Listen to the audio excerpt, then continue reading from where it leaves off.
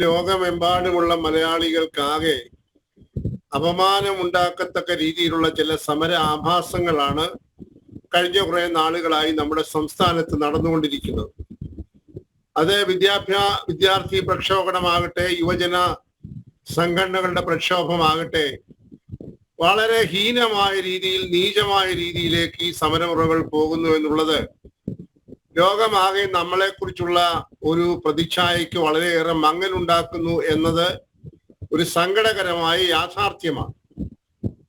ഇവിടെ ഈ പറയുന്ന സംസ്ഥാനത്തിന്റെ അധിപൻ എന്ന് സാങ്കേതികമായും നിയമപരമായും വിശേഷിപ്പിക്കുന്ന ഗവർണറെയൊക്കെ ഉത്തരവാദപ്പെട്ട സ്ഥാനങ്ങളിൽ ഇരിക്കുന്ന മുഖ്യമന്ത്രിയോ അല്ലെങ്കിൽ അദ്ദേഹത്തിന്റെ സഹമന്ത്രിമാരോ രാഷ്ട്രീയ നേതാക്കന്മാരോ ഒക്കെ ഈയിടെയായി അഭിസംബോധന ചെയ്യാൻ ഉപയോഗിക്കുന്ന പദങ്ങൾ കേൾക്കുമ്പോൾ അപമാനം കൊണ്ട് തല കുളിക്കുകയാണ്. കോമാളി, അതുപോലെ ഈ തരത്തിലുള്ള വളരെയധികം ഒരു ഹീനമായ ഭാഷകളൊക്കെ ഉപയോഗിച്ചുകൊണ്ടാണ് ഈ ഗവർണർ എന്ന് പറയുന്ന ഉന്നത സ്ഥാനീയനെ ഇപ്പോൾ ചില നേതാക്കൾ ഉൾപ്പെടെ വിശേഷിപ്പിച്ചുകൊണ്ടിരിക്കുന്നത്.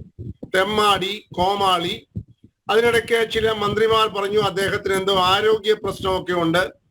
ഇന്ന് ഭംഗ്യന്തരേണ പറഞ്ഞു വെക്കാൻ ശ്രമിക്കുന്നത് അദ്ദേഹത്തിന്റെ ആരോഗ്യ പ്രശ്നം ശാരീരികത്തെക്കാൾ കൂടുതൽ മാനസികമാണ് എന്ന് പോലും പറഞ്ഞ് ധരിപ്പിക്കാൻ നടത്തുന്ന വളരെ ഹീനമായ ശ്രമങ്ങളാണ് ഇപ്പോൾ പല ഭാഗത്തു നിന്ന് കണ്ടുകൊണ്ടിരിക്കുന്നത്. ലക്ഷ്മി, ഇവിടെ യഥാർത്ഥത്തിലുള്ള പ്രശ്നം എന്താണ്? ഇവിടെ നേരത്തെ സൂചിപ്പിച്ചത് വളരെ മൃദുവായ ഭാഷയിലാണ് ശ്രീ JR പത്മകുമാർ പറഞ്ഞത്. ഇവിടെ ഇരട്ട നീതി എന്നൊക്കെ അദ്ദേഹം പറഞ്ഞു. എന്നാൽ അത് വളരെ മാർദ്ദവമായി അദ്ദേഹത്തിന്റെ സ്വതസിദ്ധമായ ശൈലിയിൽ പറഞ്ഞതാണെന്ന് വിചാരിക്കുന്നു. ഇവിടെ അതല്ല. ഇവിടെ ഒരു തരത്തിൽ തെരുവ് ഗുണ്ടായിസമാണ് നടന്നുകൊണ്ടിരിക്കുന്നത്. അത് വിദ്യാർത്ഥി സംഘടനകളാകട്ടെ, യുവജന പ്രസ്ഥാനങ്ങളാകട്ടെ, ഇത് തെരുവിൽ ഏറ്റുമുട്ടുന്നതായ ഒരു സാഹചര്യത്തിലേക്ക് പോയിരിക്കുന്നു.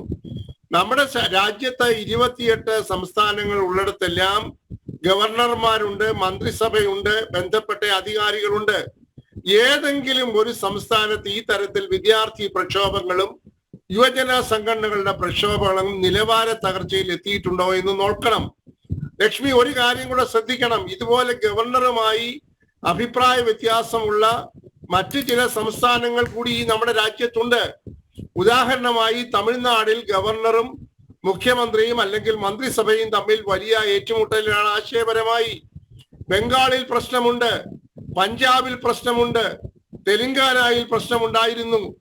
ഇവിടെ എല്ലാം പ്രശ്നങ്ങൾ ഈ തരത്തിൽ ഉണ്ടായിട്ട് പോലും അവിടെ എങ്ങും വിദ്യാർത്ഥി സംഘടനകളോ അതുപോലെ യുവജന പ്രസ്ഥാനങ്ങളോ ഒന്നും ഈ തരത്തിൽ തെരുവിൽ ഒരു ഗവർണറെ ഏറ്റുമുട്ടുകയും കോമാളി, തെമ്മാടി എന്നൊക്കെ വിശേഷിപ്പിക്കുകയും ചെയ്ത ഒരു സംഭവം കേട്ടിട്ട് പോലുമില്ല.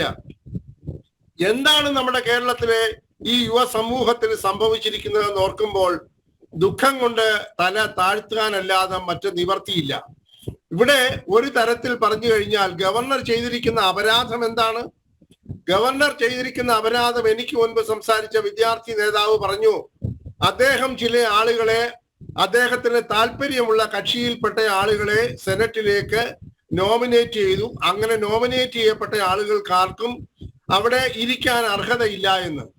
അദ്ദേഹം ഒരു കാര്യം കാണണം, അദ്ദേഹം തെരഞ്ഞെടുക്കപ്പെടാൻ യോഗ്യതയുള്ള ആളുകളെ കുറിച്ചൊക്കെ ഭംഗ്യന്തരേണ സാന്ദർഭികമായി പറഞ്ഞു. അദ്ദേഹം ഒരു കാര്യം അറിയുന്നത് നല്ലതാണ്.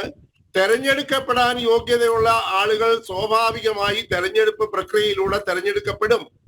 എന്നാൽ സർവകലാശാല ചട്ടങ്ങൾ അനുസരിച്ച് കേരള നിയമസഭ പാസാക്കിയിട്ടുള്ള കേരളത്തിലെ 14 സർവകലാശാലകളിൽ വൈവിധ്യമുള്ള രീതിയിലുള്ള 14 സർവകലാശാല ചട്ടങ്ങൾ അനുസരിച്ച് സെനറ്റിലേക്ക് ചില ആളുകളെ നാമനിർദ്ദേശം ചെയ്യാൻ, ഞാൻ ആ വാക്ക് അടിവരയിട്ട് പറയുന്നു, നാമനിർദ്ദേശം ചെയ്യാനുള്ള അധികാരം, നിയമപരമായ അവകാശമുള്ള ആളാണ് ചാൻസലർ സ്ഥാനത്തിരിക്കുന്നയാൾ എന്ന കാര്യം താങ്കൾ ഓർക്കണം.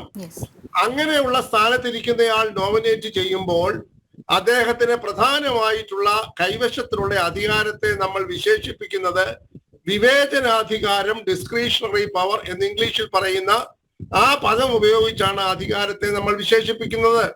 അത് അദ്ദേഹത്തിന് പൂർണ്ണമായി നിയമപ്രകാരം നൽകപ്പെട്ടതായ അധികാരമാണ്. ആ അധികാരം ഉപയോഗിച്ചുകൊണ്ട് എക്സിനെയോ വൈയെയോ അദ്ദേഹം നാമനിർദ്ദേശം ചെയ്യുമ്പോൾ അതിനെതിരായി തങ്ങൾക്ക് ഇഷ്ടപ്പെട്ട ആളുകളല്ല അവർ എന്ന ഒറ്റ കാരണത്താൽ തെരുവിൽ അദ്ദേഹത്തെ നേരിടുന്നതും അദ്ദേഹത്തിനെതിരെ ഹീനമായ ഭാഷ ഉപയോഗിക്കുന്നതും ഒരു ജനാധിപത്യ രീതിയല്ല, അതൊരു ഫാഷിസ്റ്റ് രീതിയാണ് എന്ന് പറയാതിരിക്കാൻ നിവർത്തിയില്ല.